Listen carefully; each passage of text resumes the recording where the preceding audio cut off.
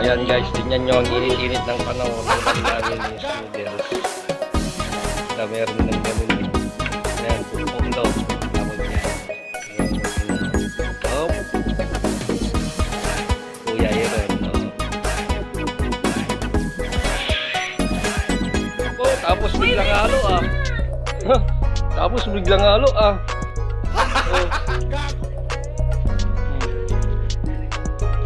Oh. Biglang halo. Halo-halo.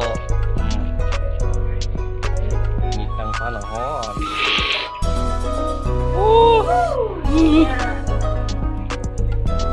Sabi na ilan, yun ang pwede ba sa akin? Takot na takot na siyang kumain ngayon. Talaga lovely ah. Ayaw pa niyang simsiman ang soft drink. Ano?